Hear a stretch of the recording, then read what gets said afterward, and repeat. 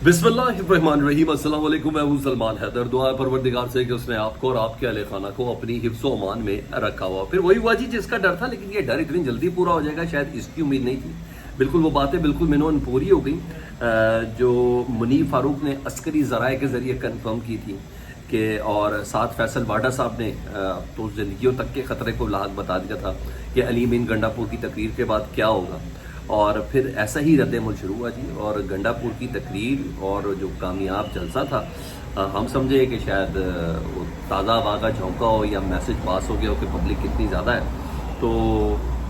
वो तमाम चीज़ें पूरी हो गई जो मुनीफ फारूक साहब ने कहा था कि जो कुछ पीटीआई के से बहुत देर से होना था वो अब बहुत जल्दी होना शुरू हो जाएगा। वही क्रैक डाउन ऑपरेशन या अंजाम की तरफ पहुँचाने वाली चीज़, तो इतना ही जल्दी होना शुरू हो गया। लेकिन ये मैंने नहीं सोचा था कि इतनी जल्दी होगा। जो रात को जिस तरीके से पाकिस्तान तहरीक इंसाफ के ऊपर बड़ा हैवी क्रैक डाउन हुआ है, और सर पूरी क़यादत पाकिस्तान तहरीक इंसाफ की चेयरमैन समेत तमाम की तमाम मेन स्ट्रीम जो क़यादत है वो हिरासत में थी। पूरी उनको उनके साथ इंटेलिजेंस शेयर थी पुलिस वालों के साथ, और सिविल कपड़ों में मलबूस लोगों ने ये तमाम ऑपरेशन किया जी। एक एक का पिन पॉइंट पता था, पिन लोकेशन सबको पता थी। बैरिस्टर गौहर चेयरमैन पीटीआई वो गिरफ्तार हुए। शेर अफजल मरवत साहब को गरीबान से पकड़ के गिरफ्तार किया गया। आमिर डोगर साहब गिरफ्तार हुए जी। और इसके अलावा दीगर में शुएब शाहीन साहब, जैन कुरैशी और महमूद अचकज़ई साहब की भी गिरफ्तारी की खबरें। बाद में पता चला कि महमूद अचकज़ई साहब रिहा हो गए हैं और उनको प्रेस कॉन्फ्रेंस करने का भी सोचा है, और मौलाना फजलुर रहमान साहब भी उस प्रेस कॉन्फ्रेंस में बैठेंगे। लेकिन बहरहाल चीज़ें हैरान कुन हद तक उस रद्द-ए-अमल की तरफ गई हैं जिसकी शायद तवक्को नहीं की जा रही थी कि इतनी जल्दी ये तमाम चीज़ें होंगी। इवन अब ये देखें, बैरिस्टर गौहर को पार्लियामेंट से बाहर निकलने का इंतज़ार किया गया क्योंकि पार्लियामेंट के अंदर पुलिस दाखिल हो नहीं सकती, और इस सिलसिले में बाकायदा तौर पर जो हुआ है वो यही हुआ कि वो जैसे ही वो बाहर आए तो उनका इंतज़ार किया जा रहा था, और फिर ऑपरेशन जिस लिहाज से शुरू होना था वो शुरू हो गया। अब इन तमाम चीज़ों के बाद जो असल चीज़ आ रही थी वो पाकिस्तान तहरीक इंसाफ के रद्द-ए-अमल की आ रही थी। रात को ही शेर अफजल मरवत के कबीले ने एहतजाज शुरू कर दिया, और पूरे केपीके के अंदर एहतजाज का आगाज़ हो गया कि जी हमारी क़यादत को जिस तरीके से रोका गया। क्योंकि अभी जो मैं खबर आपको देने जा रहा हूँ उसमें वज़ीर आला केपी के अली अमीन गंडापुर साहब की गिरफ्तारी की भी खबरें थीं। ये तमाम चीज़ें बाकायदा सर्कुलेट की गई, और जिस तरीके से ये गिरफ्तारियाँ हुई। फिर मैं उस वक्त इस्लामाबाद था, जिस वक्त मैं आपसे बात कर रहा हूँ तो मैं इस्लामाबाद से लाहौर के रास्ते में हूँ, तो मुझे भी बाकायदा तौर पर एकदम सिक्योरिटी जो इस्लामाबाद के दाखिली और खारजी रास्तों के अंदर बड़ी गैर मामूली नज़र आई। और ये वही वक्त था कि जिस वक्त क्रैक डाउन ऑपरेशन हो रहा था। खैर हम तो मोटरवे पर आ गए और फिर लाहौर के दायरे में गामजद हुए, लेकिन बाकायदा तौर पर पता चला था कि उनका ख़ास एक मखसूस मिशन है जिसको पूरा करना है। और फिर बता रहा हूँ कि सर्विलियंस पूरी पिन लोकेशन के साथ थी, और इसलिए शुएब शाहीन साहब को उनके दफ्तर से पकड़ा गया। और इस सूरत हाल में हमाद अज़हर साहब जो हैं, जो पंजाब की खैर जैसे कैसे भी इस वक्त क़यादत संभालते हैं, उन्होंने तमाम पंजाब की क़यादत को मैसेज सर्कुलेट किया, तमाम लोगों को कहा कि आप महफूज मकाम पर पहुँच जाएँ ताकि लाहौर का जलसा हो सके। आपको पता ना 22 सितंबर लाहौर के जलसे की तारीख है और वहाँ करना है, और इस तमाम कार्रवाई के बहुत ख़तरनाक अज़ाइम मेरी समझ में इस वक्त आ रहे हैं। इसके अलावा जी जिस तरह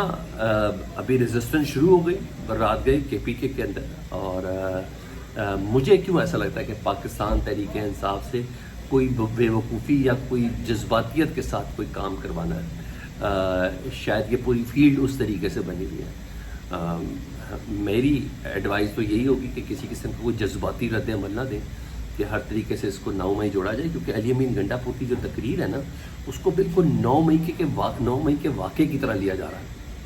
और लिया गया है। जिस तरीके से क्रैकडाउन हुआ है,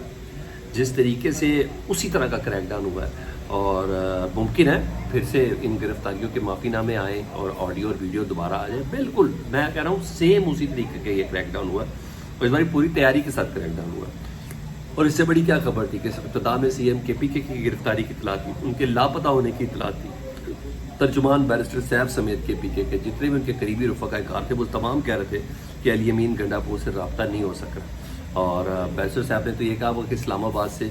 के लिए वो निकले थे कि उधर कोई ज़रूरी मीटिंग है, तो उसके बाद से उनका फ़ोन बंद है। तो फिर कुछ देर में खबरें मज़ीद आना शुरू हो गई कि उनको हिरासत में ले लिया गया, लेकिन फिर रात गई, फिर मज़ीद कन्फर्मेशन आई کہ وہ کے پی کے ہاؤس کے اندر ہے اس وقت، علی امین گنڈاپور صاحب، اور بیرسٹر صاحب نے یہاں تک کہہ دیا کہ یہ خیبر پختونخوا میں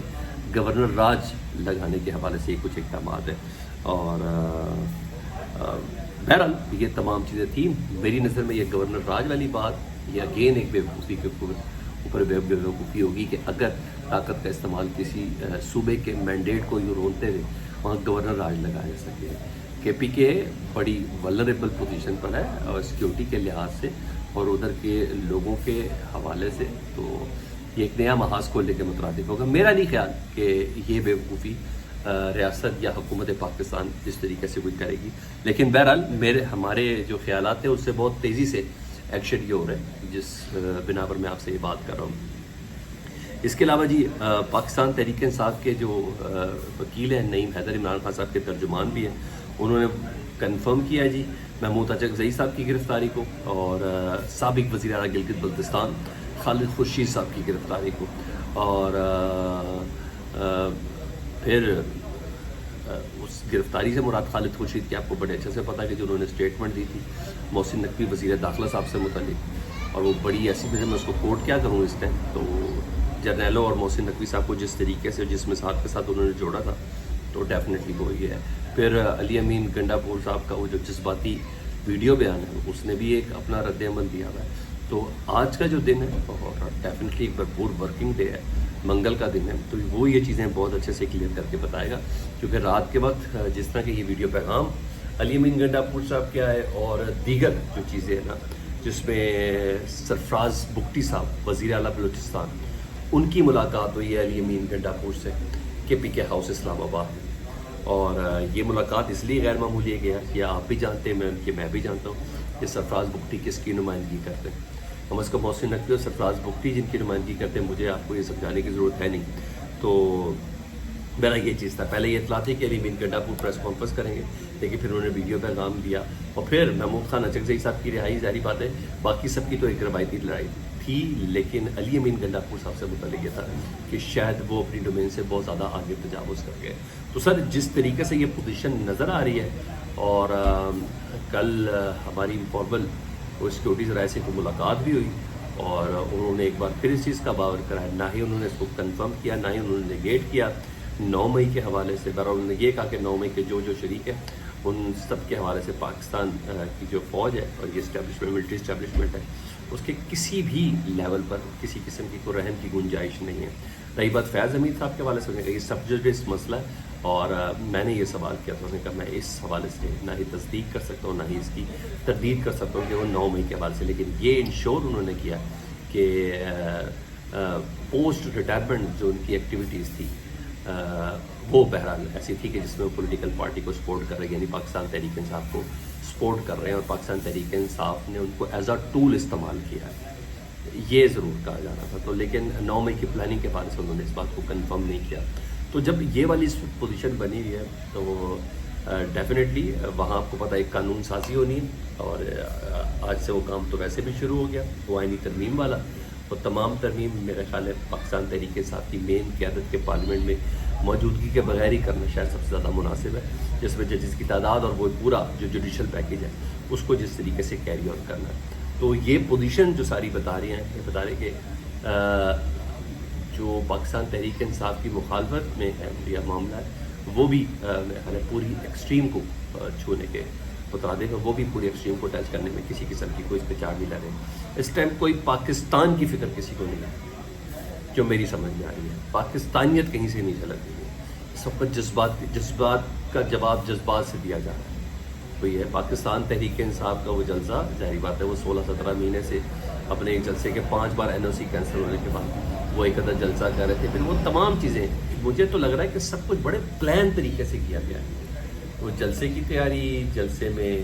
رکاوٹ ڈال کے روک ٹوک، پھر رات کو علی امین گنڈاپور صاحب کی گرفتاری، پھر یہ کریک ڈاؤن، اور جس طریقے سے KPK میں رد عمل آیا ہے رات کو ہی، تو ایسا لگ رہا ہے جیسے کوئی ٹام اینڈ جیری شو ہی چل رہا ہے۔ اور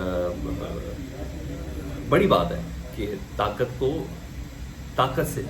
روکنے کی کوشش کی جا رہی ہے، نہ کہ مصالحت سے۔ اللہ پاکستان کو سلامت رکھے، مجھے اتنا عمری پوزیشن نظر نہیں آ رہی، اللہ پاکستان کو تا قیامت رکھے۔ اللہم صلی علی محمد و علی محمد.